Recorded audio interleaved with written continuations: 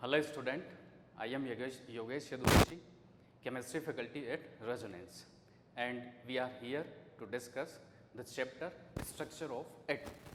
तो हम स्टार्ट करते हैं चैप्टर स्ट्रक्चर ऑफ एटम। हमारा जो चैप्टर है स्ट्रक्चर ऑफ एटम बहुत इंटरेस्टिंग चैप्टर है, स्ट्रक्चर ऑफ एटम। तो ये चैप्टर के बारे में हमको स्टडी करनी है। चैप्टर में बहुत सारी इंटरेस्टिंग थिंग्स हैं जिनके बारे में हम स्टडी कर रहे हूँ। तो सबसे पहले स्टार्ट करते हैं, हमको स्टडी करना है स्ट्रक्चर ऑफ एटम। अब यहाँ पर एक टर्म आ रही है हमारे पास एटम, तो सबसे पहले हम इसके बारे में देखेंगे कि एटम क्या होता है। तो फर्स्ट हम देख रहे हैं एटम, व्हाट इज एटम। अब देखो एटम की जो है हमारे पास सिंपल सी डेफिनेशन होती है, ठीक है। इस तरीके से हम इसको डिफाइन करते हैं, it is the smallest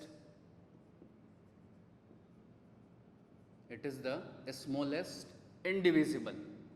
indivisible का मीनिंग है सिंपल, इसको आप फर्दर डिवाइड नहीं कर सकते। इंडिविजिबल का मीनिंग क्या होगा, इसको फर्दर हम डिवाइड नहीं कर सकते।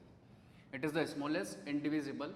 इनविजिबल, इनविजिबल मतलब आपको ये इजीली विजिबल नहीं रहेगा, ठीक है।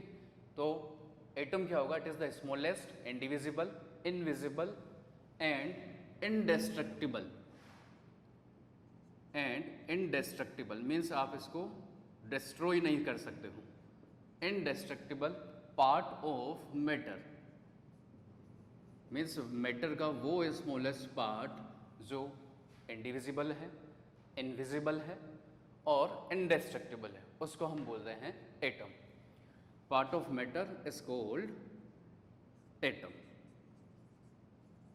तो ये हमारे पास एटम की सिंपल सी डेफिनेशन हो जाएगी, ठीक है। ये सिंपल सी डेफिनेशन है, it is the smallest indivisible, invisible and इंडेस्ट्रक्टिबल part of matter is called atom. तो ये हमारे पास डेफिनेशन होगी। अब हम आते हैं एग्जाम्पल पर।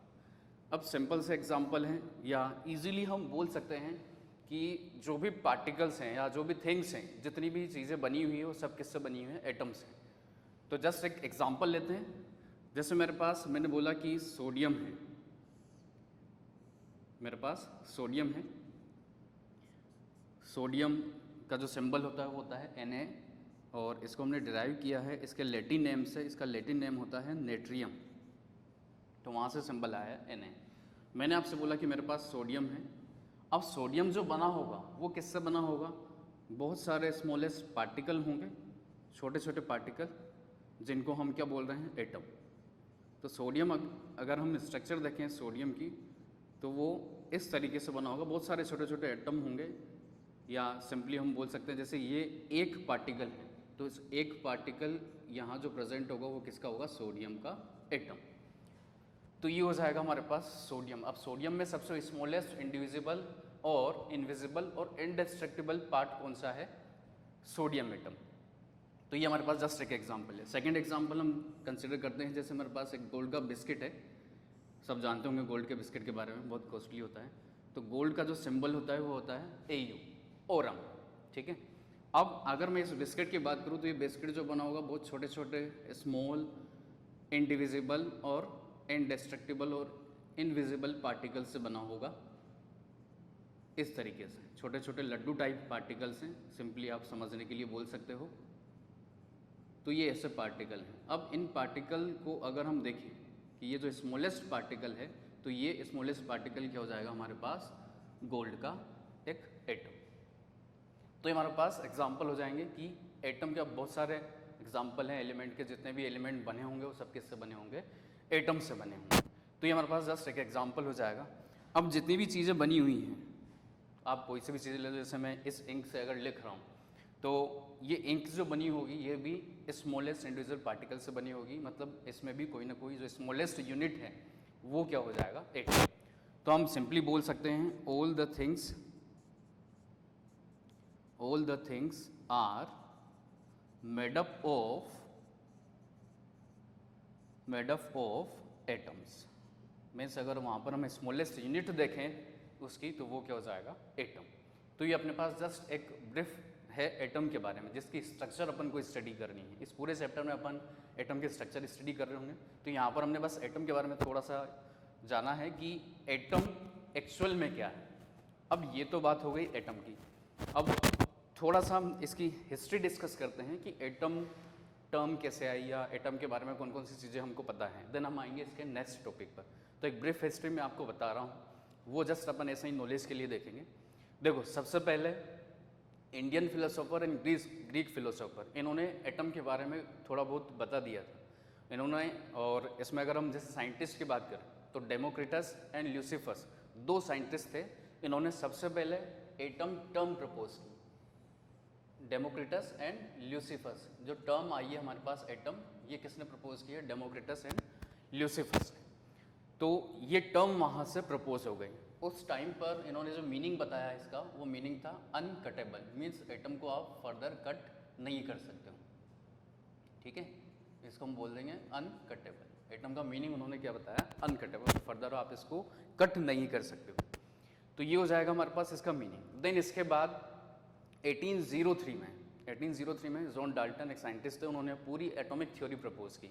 उस एटॉमिक थ्योरी में उन्होंने एटम के बारे में बहुत सारी चीज़ें बताई, लाइक एटम को आप फर्दर डिवाइड नहीं कर सकते हो, इंडिविजिबल है, इसको आप ना तो डिस्ट्रॉय कर सकते हो ना ही क्रिएट कर सकते हो। तो ये बहुत सारे पोस्टुलेट्स वहाँ पर प्रेजेंट थे। 1803 में जॉन डाल्टन ने ये अपनी एटॉमिक थ्योरी प्रपोज की।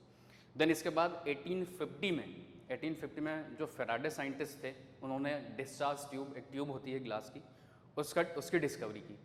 उस डिस्चार्ज ट्यूब की हेल्प से 1897 में जे थॉमसन, नाम आपने सुना होगा, बहुत फेमस नेम है, जे थॉमसन, इन्होंने इलेक्ट्रॉन की डिस्कवरी की उस डिस्चार्ज ट्यूब की हेल्प से, जो माइकल फेराडे ने डिस्कवर की थी। नेक्स्ट, जब इन्होंने इलेक्ट्रॉन की डिस्कवरी की तो इन्होंने ये बोल दिया कि ये जो इलेक्ट्रॉन है ये किसी भी एटम का जो है कॉन्स्टिट्यूटिव पार्टिकल होगा। मीन्स कोई भी एटम अगर बना होगा तो उसमें इलेक्ट्रॉन ऐसे कंपल्सरी प्रेजेंट होगा। तो वहाँ से हमारे पास ये नॉलेज आ गई। देन इसके बाद 1911 में प्रोटॉन की डिस्कवरी हो गई, और ये डिस्कवरी की है ई गोल्डस्टीन। एक्चुअल में ई गोल्डस्टीन ने पहले ही एक्सपेरिमेंट कर लिया था 1886 में, तो वहाँ से इन्होंने पॉजिटिव रेस की डिस्कवरी की थी। बाद में उसी पॉजिटिव रेस को क्या बोल दिया गया? प्रोटॉन। ठीक है। देन इसके बाद 1932 में जेम्स चैडविक, इन्होंने डिस्कवर किया न्यूट्रॉन। जेम्स चैडविक, इन्होंने डिस्कवर किया न्यूट्रॉन। तो ये ब्रीफ हिस्ट्री है। अब देखो, अभी अब आपने जस्ट जैसे जे थॉमसन की बात करें तो यहाँ पर इन्होंने क्या बताया? इलेक्ट्रॉन की डिस्कवरी कर दी। गोल्डस्टीन, इन्होंने प्रोटॉन की डिस्कवरी कर दी। जेम्स चैडविक, इन्होंने न्यूट्रॉन की डिस्कवरी कर दी। तो ये जो इलेक्ट्रॉन, प्रोटॉन और न्यूट्रॉन हैं, ये क्या है? सब एटॉमिक पार्टिकल्स हैं। मीन्स ये एटम के अंदर प्रेजेंट हैं। ठीक है। तो हमारा जो नेक्स्ट टॉपिक है वो यही है कि जो फंडामेंटल पार्टिकल हैं एटम के, मीन्स जो एटम है हमारे पास, वो उसमें कौन कौन से पार्टिकल्स प्रेजेंट हैं। तो अभी 3 पार्टिकल की हमने बात की है, इलेक्ट्रॉन, प्रोटॉन एंड न्यूट्रॉन। तो नेक्स्ट टॉपिक हमारे पास वही आ रहा होगा, फंडामेंटल पार्टिकल्स ऑफ एटम। तो अपना नेक्स्ट टॉपिक है फंडामेंटल पार्टिकल्स ऑफ एटम। तो वही अपन स्टार्ट कर देते हैं, फंडामेंटल पार्टिकल्स ऑफ एटम। तो अभी जैसे हमने अभी जस्ट बात की है फंडामेंटल पार्टिकल के बारे में या सब एटॉमिक पार्टिकल के बारे में, तो वही होता है फंडामेंटल पार्टिकल। ठीक है। अब जैसे इनको हम क्या बोल देते हैं? सब एटॉमिक पार्टिकल भी बोल देते हैं। दे आर ऑल्सो कॉल्ड सब एटॉमिक पार्टिकल्स। इन्हीं को हम क्या बोल रहे हैं? सब एटॉमिक पार्टिकल। ठीक है। अब देखो, सब एटॉमिक वर्ड आया है। सब एटॉमिक मतलब एटम के अंदर, means in the atom. Atom के अंदर जो पार्टिकल्स प्रेजेंट होंगे उनको अपन क्या बोल रहे होंगे? सब atomic particle in the atom. Atom के अंदर जो पार्टिकल प्रेजेंट होंगे उसको अपन बोलेंगे सब एटॉमिक पार्टिकल। अब देखो, 3 सब एटॉमिक पार्टिकल के बारे में हमने अभी बात की है, इलेक्ट्रॉन, प्रोटॉन एंड न्यूट्रॉन। तो 1 बाय 1 हम स्टडी कर रहे होंगे। ठीक है। उसमें सबसे फर्स्ट हम स्टार्ट कर देते हैं इलेक्ट्रॉन। सबसे फर्स्ट सब एटॉमिक पार्टिकल हमारे पास है इलेक्ट्रॉन। ठीक है। तो फर्स्ट सब एटॉमिक पार्टिकल इलेक्ट्रॉन। अब देखो, इसमें बहुत सारे पॉइंट्स हैं तो हम डिस्कस करते चलेंगे। इलेक्ट्रॉन जो होता है, इसकी जो नेचर होगी, नेचर की हम बात कर रहे हैं, तो ये नेगेटिवली चार्ज होता है। इस पर जो चार्ज प्रेजेंट होगा वो कैसा होगा? Negative charge. ठीक है। ये हो जाएगा, इस पर जो चार्ज प्रेजेंट है वो। देन इसके बाद हम देखते हैं इसका मास। इसका जो मास होगा इलेक्ट्रॉन का, वो मास होता है 9.109 इंटू 10⁻⁻28 ग्राम। ये मास ग्राम में है। इसको आप अगर केजी में कन्वर्ट करोगे तो सिंपली यहाँ पर 3 पावर्स इंक्रीज हो जाएगी, तो ये हो जाएगा 31 केजी।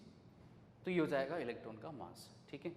देन नेक्स्ट बात करते हैं हम इसके सिंबल की, कि इसको किस तरीके से हम रिप्रेजेंट करते हैं। तो इसको रिप्रेजेंट करने का सिंपल सा मेथड है ई इसका सिंबल हो जाएगा -1 E एंड 0। अब देखो यहाँ पर आपने -1 E 0 लिखा है, तो ये -1 और जो 0 है ये अलग अलग चीज़ों को रिप्रेजेंट कर रहा है। तो वो हम देख लेते हैं ये क्या रिप्रेजेंट कर रहा है। यहाँ जो 0 है ये रिप्रेजेंट कर रहा होगा इसके मास को, मीन्स इसका जो मास हमने कंसिडर किया है वो नेग्लिजिबल कंसिडर किया है, ठीक है। -1 यहाँ पर जो रिप्रेजेंट कर रहा है वो रिप्रेजेंट कर रहा है इसके चार्ज को, मीन्स इस पर जो चार्ज प्रेजेंट है वो -1 चार्ज प्रेजेंट हो, ठीक है। तो ये हो जाएगा हमारे पास इसका सिंबल। अब हम बात करते हैं नेक्स्ट इसकी डिस्कवरी की। तो वो अभी अपन ने डिस्कस किया कि इसको डिस्कवर किसने किया है, जे थॉमसन ने। तो सिंपल हमारे पास पॉइंट आ जाएगा डिस्कवर्ड बाय जे थॉमसन। तो ये हो जाएगा इलेक्ट्रॉन। तो इलेक्ट्रॉन के बारे में हमने कुछ पॉइंट्स डिस्कस किए। इस पर क्या कौन सा चार्ज प्रेजेंट होगा, नेगेटिवली चार्ज रही है। इसका जो मास होगा वो कितना होगा 9.109 × 10⁻⁻28 ग्राम। केजी में कन्वर्ट करोगे तो पावर्स इंक्रीज हो जाएगी -31 केजी। इसका जो सिंबल होगा इसको हम रिप्रेजेंट करेंगे वो इस तरीके से रिप्रेजेंट करेंगे। और यहाँ पर 0 मतलब इसका जो मास है वो नेग्लिजिबल कंसिडर किया है, और जो चार्ज होगा वो -1 यूनिट इस पर प्रेजेंट है। अब देखो ये एक्चुअल में यहाँ पर इसको थोड़ा सा और अपन एक्सटेंड कर सकते हैं। जो चार्ज प्रेजेंट है, जैसे -1 यूनिट चार्ज है, तो ये -1 यूनिट हमने जो कंसिडर की है वो इसकी अगर एक्चुअल वैल्यू आप देखोगे इस यूनिट की, तो ये हो जाएगा अपने पास 1.6 × 10⁻⁻19 कूलम्स। कूलम्स क्या होता है, कूलम्स होता है यूनिट ऑफ चार्ज। आप आगे पढ़ोगे जो चार्ज की यूनिट है उसको हम किस में मेजर करते हैं, कूलम्स। तो ये 1 यूनिट है, 1 यूनिट के चार्ज की वैल्यू इतनी है, ठीक है। तो ये हमारे पास हो जाएगा फर्स्ट सब एटॉमिक पार्टिकल इलेक्ट्रॉन। फिर हम आते हैं सेकंड पार्टिकल पर। जैसा अभी हमने डिस्कस किया था, जो सेकंड पार्टिकल है हमारे पास, सेकंड सब एटॉमिक पार्टिकल वो कौन सा है, प्रोटॉन। सेकंड सब एटॉमिक पार्टिकल हमारे पास कौन सा है, प्रोटॉन। अब देखो जैसे हमने यहाँ पर कुछ पॉइंट्स डिस्कस किए हैं वैसे ही पॉइंट्स हम डिस्कस कर रहे होंगे प्रोटॉन के लिए। तो सबसे फर्स्ट वहाँ पर हमने चार्ज के बारे में डिस्कस किया था, तो सेम यहाँ पर भी हम चार्ज के बारे में डिस्कस कर लेते हैं। इस पर जो चार्ज प्रेजेंट होता है पॉजिटिव, मीन्स ये पॉजिटिवली चार्ज सब एटॉमिक पार्टिकल होगा, ठीक है। इस पर कौन सा चार्ज प्रेजेंट होगा, पॉजिटिव चार्ज प्रेजेंट होगा। नेक्स्ट इसका मास हम कंसिडर कर लेते हैं। तो इस पर इसका जो मास होता है, मास हो जाएगा 1.6725, ठीक है। इसका जो मास है वो कितना है 1.6725 इंटू 10⁻⁻24 ग्राम, ठीक है। इसको सेम अगर आप केजी में कन्वर्ट करोगे तो ये हो जाएगा 1.6725 इंटू 10⁻⁻27 केजी। तो ये हो जाएगा हमारे पास मास ऑफ प्रोटॉन। नेक्स्ट हम डिस्कस कर लेते हैं इसका सिंबल, मीन्स इसको हम किस तरीके से रिप्रेजेंट करते हैं। तो इसको जो रिप्रेजेंट करने का मेथड है वो है हमारे पास P+1 और ये 1। अब देखो जैसे वहाँ पर मीनिंग हमने देखा था कि ये जो सिंबल है इसमें +1 क्या रिप्रेजेंट कर रहा है और 1 क्या रिप्रेजेंट कर रहा है, सेम यहाँ पर मीनिंग आ जाएगा। तो यहाँ पर ये जो 1 होगा, ये जो 1 है ये रिप्रेजेंट कर रहा होगा इसके मास को, मतलब इसका मास हमने कंसिडर किया है 1 यूनिट। देन जो +1 है वो +1 क्या रिप्रेजेंट कर रहा है यहाँ पर, इस पर जो चार्ज प्रेजेंट होगा उसको, मीन्स ये पॉजिटिवली चार्ज है और जो चार्ज प्रेजेंट है वो कितना है +1 यूनिट। अब यूनिट की वैल्यू सेम हो जाएगी जैसे अपन ने यहाँ पर देखा था, मतलब यहाँ पर अगर हम एक्चुअल चार्ज देखेंगे तो वो कितना प्रेजेंट होगा हमारे पास 1.6 इंटू 10⁻⁻19 कूलम्स, ठीक है। बस इसका साइन चेंज है, पॉजिटिव है। अगर आप कंपेयर करोगे तो इस पर नेगेटिव चार्ज प्रेजेंट है और इस पर पॉजिटिव चार्ज प्रेजेंट है। यूनिट जो है वो दोनों की लगभग यूनिट्स जो होगी दोनों के सेम होगी, मीन्स जितना चार्ज इस पर प्रेजेंट है नेगेटिव में उतना ही चार्ज इस पर प्रेजेंट होगा पॉजिटिव में। ठीक है, तो ये हो जाएगा हमारे पास प्रोटॉन। और लास्ट पॉइंट, इसकी डिस्कवरी किसने की, तो इसकी जो डिस्कवरी है वो हम देख लेते हैं। It is discovered by E Goldstein. जो साइंटिस्ट हैं वो कौन से हैं, ई Goldstein. Means proton is discovered by E Goldstein. तो ये जाएगा हमारे पास सेकेंड सब एटॉमिक पार्टिकल। देन इसके बाद हम थर्ड सब एटॉमिक पार्टिकल पर आते हैं, और थर्ड सब एटॉमिक पार्टिकल हमारे पास है न्यूट्रॉन। थर्ड सब atomic particle neutron, first electron, second proton and third is neutron. Same जो प्रॉपर्टीज़ हमने वहाँ पर डिस्कस की है वही हम यहाँ पर डिस्कस करेंगे। तो सबसे फर्स्ट इस पर हम चार्ज देखते हैं। तो इस पर चार्ज कौन सा प्रेजेंट होगा, ये चार्जलेस होता है। अगर हम सिंपल बोलें तो ये चार्जलेस होगा। मीन्स इजीली आप बोल सकते हो कि ये न्यूट्रल है, इस पर किसी भी टाइप का चार्ज प्रेजेंट नहीं है। ठीक है, देन नेक्स्ट हम कंसिडर करते हैं इसका मास। अब देखो ये स्लाइटली हेवियर होता है प्रोटॉन से, है ना। अभी हम वैल्यू देखते हैं तो उससे आपको थोड़ा सा आइडिया लगेगा। 1.6748 इंटू 10⁻⁻24 ग्राम। देखो ज़्यादा डिफरेंस नहीं है, बस स्लाइटली हेवियर है। ठीक है, इसी मास को अगर आप केजी में लिख दोगे तो ये हो जाएगा 1.6748 इंटू 10⁻⁻27 kg। ठीक है, तो ये मास हो जाएगा अपने पास kg। देन नेक्स्ट प्रॉपर्टी हम डिस्कस करते हैं। तो नेक्स्ट हमारे पास इसमें जो प्रॉपर्टी आएगी वो आ जाएगी इसका सिंबल, कि इसको हम किस तरीके से डिनोट करते हैं, तो वो हम देखते हैं।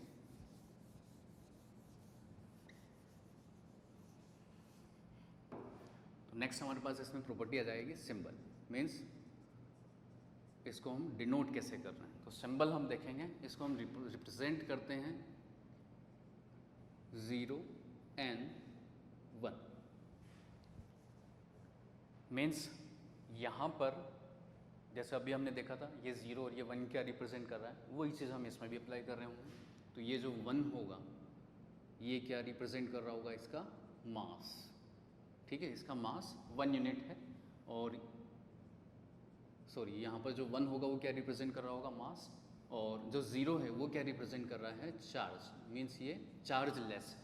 ठीक है, तो ये हो जाएगा इसका सिंबल। देन इसके बाद बात करते हैं इसको डिस्कवर किसने किया, तो सिंपल बोल सकते हो discovered by James Chadwick. It is discovered by James Chadwick. तो ये साइंटिस्ट हैं। देखो तो ये हमारे पास जो फंडामेंटल पार्टिकल्स हैं वो तीनों पार्टिकल्स हमने स्टडी कर लिए। अभी हमने पढ़ा था electron, second is proton and third is neutron. तो इनकी जो भी प्रॉपर्टीज़ है वो हमने डिस्कस कर ली। अब ये हमारे पास कंप्लीट हो गया है। देन इसके बाद हम क्या कर देंगे, एक बार इन तीनों की कंपैरेटिव स्टडी कर लेंगे। एग्जाम में बहुत सारे क्वेश्चंस इनसे आते हैं, तो एक बार कंपैरेटिव स्टडी करेंगे तो आपको वो थोड़ा सा याद रखने में ईजी लगेगा। ठीक है, तो वही नेक्स्ट टॉपिक हमारा आ जाएगा, कंपैरेटिव स्टडी ऑफ सब एटॉमिक पार्टिकल और फंडामेंटल पार्टिकल। तो नेक्स्ट टॉपिक हमारे पास है comparative study of fundamental particles of atom.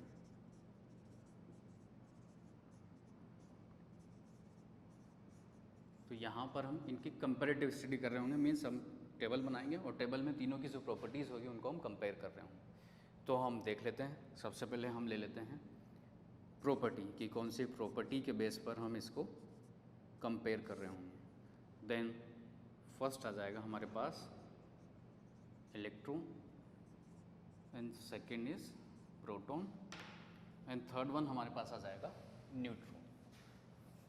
तो कंपैरेटिव स्टडी से ये होगा कि आपको थोड़ा सा याद रखने में भी इजी लगेगा और एक्चुअल में तीनों का कंपैरिजन भी हो जाएगा। ठीक है, तो थर्ड हमारे पास आ जाएगा न्यूट्रॉन। तो ये टेबुलर फॉर्म में आप इसको ड्रॉ कर सकते हो। ठीक है, प्रॉपर्टीज़ हम जो स्टडी कर रहे हैं, सबसे फर्स्ट प्रॉपर्टी हम ले रहे हैं इसकी। सबसे फर्स्ट प्रॉपर्टी हम जो ले रहे हैं वो ले रहे हैं डिस्कवरी, कि तीनों सब एटॉमिक पार्टिकल को किसने डिस्कवर किया है। तो इलेक्ट्रॉन अभी आपने पढ़ा है, electron is discovered by J Thomson, ठीक है। Proton is discovered by E Goldstein, ठीक है। और neutron is discovered by James Chadwick, J Chadwick. देखो इसको याद रखने की एक ट्रिक भी है, अगर आपको ट्रिक देखनी है तो वो आप देख सकते हो। इसको ऐसे हिंदी में है ट्रिक, ईट पग नाचे, है ना। ई मतलब इलेक्ट्रॉन, टी मतलब थॉमसन, तो क्या हो जाएगा, इलेक्ट्रॉन को किसने डिस्कवर किया, थॉमसन। पग मतलब पी से प्रोटॉन और जी मतलब गोल्डस्टीन, तो ये हो जाएगा ईट पग। और नाचे मीन्स एन मतलब न्यूट्रॉन और नाचे मीन्स चैडविक। तो ये इजीली ट्रिक से आप याद रख सकते हो अगर याद रखना चाहो तो, अदरवाइज ऐसा भी याद कर सकते हो। तो ये हमारे पास हो जाएगा ट्रिक। और फर्स्ट प्रॉपर्टी हमने डिस्कस कर ली यहाँ पर डिस्कवरी। फिर सेकंड हमारे पास जो आता है वो आता है इसकी नेचर। नेचर मीन्स जो चार्ज है वो किस तरह का प्रेजेंट। तो यहाँ पर इसकी जो नेचर होगी वो कैसी होगी, नेगेटिव, मीन्स इस पर जो चार्ज प्रेजेंट होगा वो कैसा होगा, नेगेटिव। प्रोटॉन पर जो चार्ज प्रेजेंट होगा वो कैसा होगा, पॉजिटिव। और यहाँ पर जो चार्ज प्रेजेंट है वो कैसा है, न्यूट्रल, ठीक है। देन थर्ड हम देख लेते हैं मास। अब देखो मास दो तरीके का होता है, एक होता है एब्सोल्यूट मास, एक होता है रिलेटिव मास, ठीक है। अभी हम देखते हैं दोनों। पहले हम जो मास देख रहे हैं वो है एब्सोल्यूट मास। एब्सोल्यूट मतलब एक्चुअल मास। तो एक्चुअल मास के बारे में अभी हमने डिस्कस किया है। तो इसका जो एक्चुअल मास है वो है 9.109 इंटू 10⁻³ kg। प्रोटॉन का जो एक्चुअल मास है वो कितना है, 1.6725 इंटू 10⁻⁻27 kg।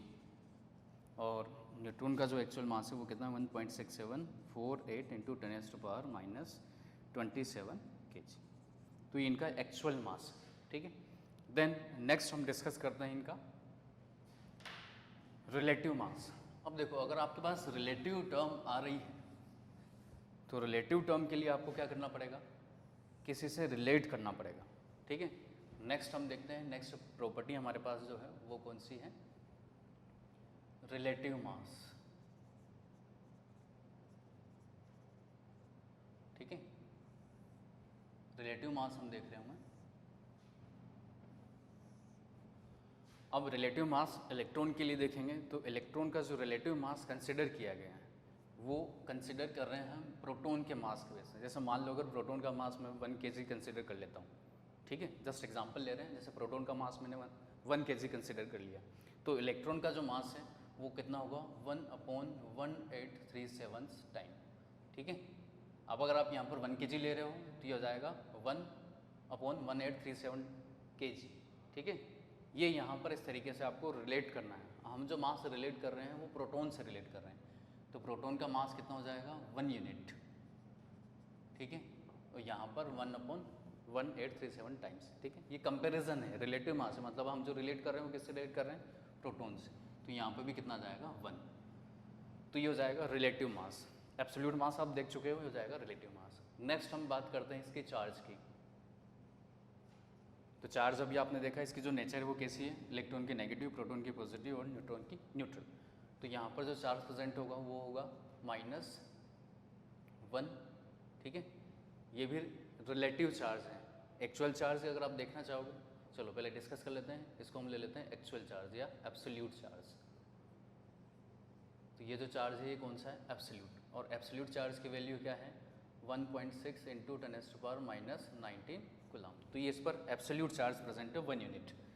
नेक्स्ट आ जाएगा हमारे पास सेम चार्ज इधर भी प्रेजेंट है लेकिन जस्ट ऑपोजिट, 1.6 इंटू 10⁻⁻19 कूलम। तो ये हो जाएगा एब्सोल्यूट चार्ज। और इधर जो चार्ज प्रेजेंट है वो क्या हो जाएगा, 0, ठीक है। नेक्स्ट इसी पॉइंट को कंटिन्यू करते हैं, चार्ज। और चार्ज ये कौन सा है, रिलेटिव। अब देखो, अगर आप रिलेटिव टर्म लेकर आए हो, मीन्स आप किसी से रिलेट कर रहे हो, किसी स्टैंडर्ड वैल्यू से, तो यहाँ पर जो स्टैंडर्ड वैल्यू हमने ली है वो ये वाली है, इसको 1 यूनिट बोल रहे हैं अपन। तो रिलेटिव चार्ज जो प्रेजेंट होगा यहाँ पर वो कितना होगा, -1, इधर कितना आ जाएगा +1 और इधर 0, ठीक है, क्योंकि यहाँ पर कोई चार्ज प्रेजेंट नहीं है, ये न्यूट्रल है। नेक्स्ट ये हो जाएंगे इनके चार्ज, डिस्कवरी, नेचर, मास, और लास्ट हमारे पास जो बचता है वो है इसका सिंबल। तो सिंबल इलेक्ट्रॉन का सिंपली हम रिप्रेजेंट कर देते हैं ई से, इसको रिप्रेजेंट कर देते हैं पी से, और इसको रिप्रेजेंट कर देते हैं एन से। तो ये हमारे पास कंपैरेटिव स्टडी है। कंपैरेटिव स्टडी मीन्स आपको एज ए टेबुलर फॉर्म में इसको याद करने में सही रहेगा। तो एक बार रिपीट कर लेते हैं। सबसे फर्स्ट डिस्कवरी, इसकी ट्रिक मैंने आपको बताती है, ईट पर नाचे, इलेक्ट्रॉन थॉमसन, प्रोटॉन गोल्डस्टीन और न्यूट्रॉन चैडविक। नेचर, इस पर नेगेटिव चार्ज प्रेजेंट है, इस पर पॉजिटिव, और इस पर कोई चार्ज नहीं है, मतलब ये न्यूट्रल है। इसका जो एब्सोल्यूट मास होगा मीन्स एक्चुअल मास, वो कितना हो जाएगा 9.109 × 10⁻³ kg, इधर 1.6725 × 10⁻27 kg, और ये slightly heavy then proton 1.6748 × 10⁻27 kg। Then next हमारे पास जो प्रॉपर्टी है वो है रिलेटिव मास, मीन्स हम मास को रिलेट कर रहे हैं किसी से। तो हमने जो मास रिलेट किया है वो प्रोटॉन से रिलेट किया है, तो इलेक्ट्रॉन का जो मास होगा रिलेटिव मास वो हो जाएगा हमारे पास 1/1837 टाइम्स, और यहाँ पर 1 यूनिट, और ये भी 1 यूनिट। नेक्स्ट आ जाता है charge. Charge means absolute charge, और एब्सोल्यूट चार्ज जो इलेक्ट्रॉन पर प्रेजेंट है वो कितना है 1.6 × 10⁻19 कूलम। सेम चार्ज प्रेजेंट होगा लेकिन जस्ट अपोजिट प्रोटॉन पर 1.6 × 10⁻19 कूलम, और न्यूट्रॉन पर कोई चार्ज नहीं होगा क्योंकि वो न्यूट्रल है, चार्जलेस। रिलेटिव चार्ज अगर देखोगे तो इधर -1 यूनिट आ जाएगा। यहाँ पर हम रिलेट किससे कर रहे हैं, इस यूनिट्स, तो ये -1, ये +1 और ये 0 क्योंकि वो चार्जलेस है। और इनको रिप्रेजेंट करने का जो सिंबल है वो हमारे पास आ जाएगा E, P एंड N। तो ये हो जाएगा कंपैरेटिव स्टडी ऑफ 3 सब एटॉमिक पार्टिकल। देखिए अब हमारे पास जो नेक्स्ट टॉपिक आता है इसमें वो आता है डिफरेंट एटॉमिक मॉडल्स। मीन्स अलग अलग साइंटिस्ट ने अपने लेवल पर एटॉम की स्ट्रक्चर को डिफाइन करने के लिए ट्राई किया। तो अब हम देख रहे होंगे एटॉमिक मॉडल्स, जो भी साइंटिस्ट ने अपने लेवल पर स्टडी किया है या ट्राई किया एटॉम की स्ट्रक्चर को डिफाइन करने का, तो वो टॉपिक हम ले रहे हैं एटॉमिक मॉडल्स, ठीक है। और इसमें सबसे फर्स्ट हमारे पास जो एटॉमिक मॉडल आता है वो है थॉमसन मॉडल ऑफ एटम। ये थॉमसन वही है जिन्होंने इलेक्ट्रॉन की डिस्कवरी की है, J Thomson. Thompson model of an atom, तो ये फर्स्ट एटॉमिक मॉडल हमारे पास है, थॉमसन मॉडल ऑफ एटम, ठीक है। अब इन्होंने देखो सबसे पहले इन्होंने ट्राई किया, अभी आपने पढ़ा है कि इलेक्ट्रॉन की डिस्कवरी थॉमसन ने कर ली थी। तो जैसे इन्होंने डिस्कवरी की तो उन्होंने सोचा कि अब एटम के स्ट्रक्चर के बारे में हम स्टडी कर लेते हैं, या उसको ट्राई किया कि एटम की स्ट्रक्चर किस तरीके की हो सकती है। तो इन्होंने एक्सप्लेन किया, ही explained the structure of atom, he explained the structure of atom, और इसने इस तरीके से एक्सप्लेन किया कि जो एटम है,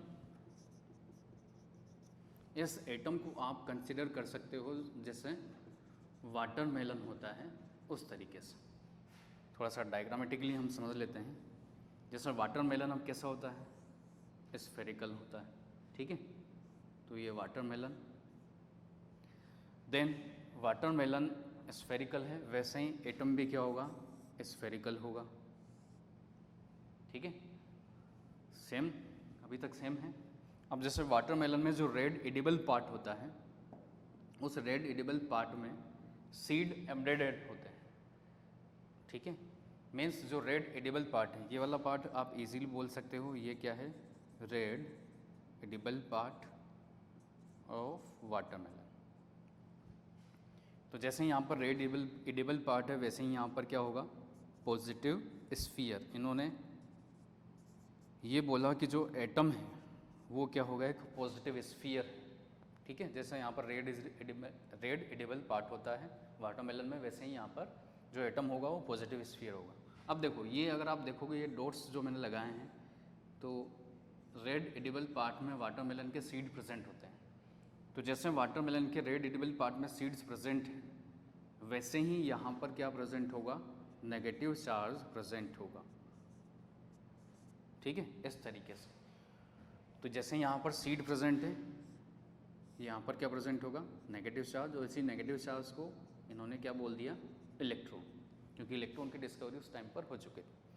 अब देखो, ये तो हो जाएगा सिमिलरिटी कि इन्होंने अपने एटॉमिक मॉडल की सिमिलरिटी किससे प्रपोज की। तो ये हमारे पास एक कंपैरेटिव स्टडी है कि जो एटम है उसको इन्होंने किस तरीके से बता दिया। जैसे वाटरमेलन में रेड स्पंजी मास होता है, रेड एडिबल पार्ट होता है, वैसे ही यहाँ पर क्या होगा, एक पॉजिटिव स्फीयर होगा। उस रेड एडिबल पार्ट में जैसे सीड प्रेजेंट होते हैं, सीड एम्बेडेड होते हैं, वैसे ही यहाँ पर इलेक्ट्रॉन्स एम्बेडेड होंगे इस पॉजिटिव स्फीयर में।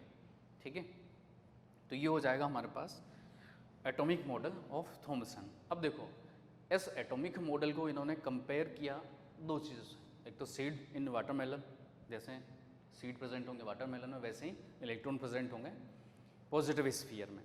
दूसरा इन्होंने कंपेयर किया प्लम पुडिंग। प्लम पुडिंग आपने सुना होगा, जैसे पुडिंग होता है, पुडिंग में ड्राई फ्रूट्स प्रेजेंट होते हैं तो वो एम्बेडेड रहते हैं अलग अलग जगह पर, वैसे ही यहाँ पर इलेक्ट्रॉन्स एम्बेडेड हैं। तो इस मॉडल को हम एक प्लम पुडिंग मॉडल के नेम से भी हम इसको जानते हैं, तो इसको सिंपली बोल सकते हो आप plum pudding model of atom. ठीक है, अब ये तो सिमिलरिटी हो गई, उन्होंने जो एक्सप्लेन किया या कंपेयर किया कि किस तरीके से एटम की स्ट्रक्चर हो सकती है। तो यहाँ से सिंपली हमको ये आइडिया लग गया कि एटम की जो स्ट्रक्चर है उसमें पॉजिटिव स्फीयर प्रेजेंट है और उसमें इलेक्ट्रॉन्स एम्बेडेड है।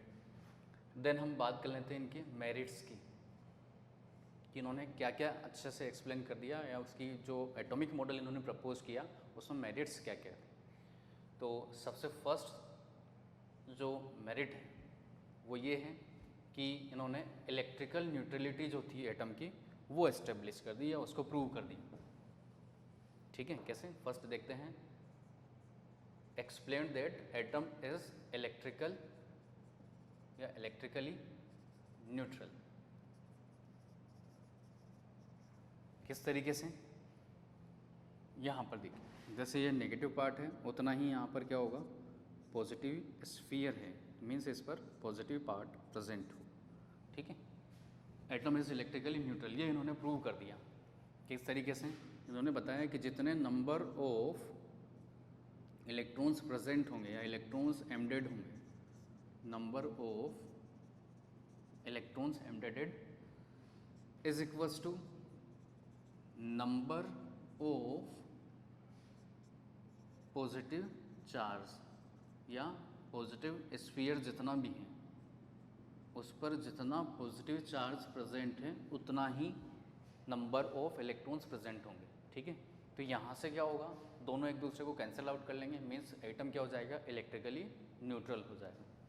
सेकंड जो मेरिट है वो ये इन्होंने एक्सप्लेन कर दिया कि देखो, इन्होंने बताया कि जो एटम है वो किससे बना हुआ है, पॉजिटिव स्फीयर से, और उसमें नेगेटिव पार्ट एम्बेडेड है। मीन्स इस बेस पर ये हम बोल सकते थे, it can be explained that when metal atom is heated, means अगर आप किसी मेटल को हीट करते हो तो उसमें से जो नेगेटिव पार्ट है वो रिलीज हो जाता है वहाँ से। It can be explain that the when metal atom is heated then negative part is removed, और नेगेटिव पार्ट को हमने क्या बोल दिया है, इलेक्ट्रॉन। तो अगर किसी भी एटम को हम हीट कर रहे हैं तो उस एटम को हीट करने से क्या होगा, उसका नेगेटिव पार्ट रिलीज हो सकता है। अब देखो, सिंपली हम यहाँ पर बोल सकते हैं कि नेगेटिव पार्ट ही रिमूव हो रहा है, पॉजिटिव पार्ट रिमूव नहीं हो रहा। तो पॉजिटिव पार्ट क्यों रिमूव नहीं हो रहा, क्योंकि ये जो पॉजिटिव पार्ट है वो बना, जो एटम है वो किससे बना हुआ है, इस पॉजिटिव स्फीयर से। इस वजह से ये वहाँ पर जो पॉजिटिव पार्ट होगा वो इमूवेबल होगा। ठीक है, तो आप सिंपली रीज़न यहाँ पे लिख सकते हो, because positive part is immovable. ठीक है, तो ये हमारे पास इनकी मेरिट्स हो जाएंगे। देन इसके बाद जो हमारे पास आता है वो आता है डीमेरिट। तो डीमेरिट हम डिस्कस कर लेते हैं।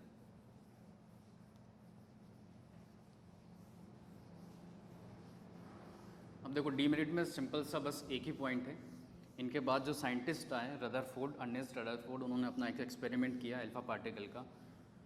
तो उसमें जो भी ऑब्जर्वेशन उन्होंने ऑब्टेन किए, उन ऑब्जर्वेशंस को ये प्रूव नहीं कर पाए कि ये किस तरीके से आ रहे हैं। तो डीमेरिट में हमारे पास बस सिंपल सा एक डीमेरिट आता है, और डीमेरिट ये है कि Thomson could not explain the fact proposed by Rutherford. Rutherford ने अपने एटॉमिक मॉडल में जो फैक्ट प्रपोज किए उनको एक्सप्लेन नहीं कर पाए। रदरफोर्ड इन हिज एक्सपेरिमेंट और एटॉमिक मॉडल। अब देखो ये अगर डीमेरिट है, इसका सिंपल सा मीनिंग ये है कि इनके बाद भी एक्सपेरिमेंट हुआ या उन्होंने कोशिश की एटम के स्ट्रक्चर को डिफाइन करने की, तो उन्होंने एक एक्सपेरिमेंट किया, उसमें जो भी ऑब्जर्वेशन आए उन ऑब्जर्वेशंस को ये प्रूव नहीं कर पाए कि ऐसा क्यों हो रहा है। ठीक है, तो ये हमारे पास हो जाएगा थॉमसन्स एटॉमिक मॉडल, उसके मेरिट्स एंड डीमेरिट्स। एक पॉइंट मैंने बता दिया जो इम्पोर्टेंट है कि इसको प्लम पुडिंग मॉडल भी बोलते हैं। थॉमसन का जो एटॉमिक मॉडल है उसको हम प्लम पुडिंग मॉडल भी बोल रहे हैं।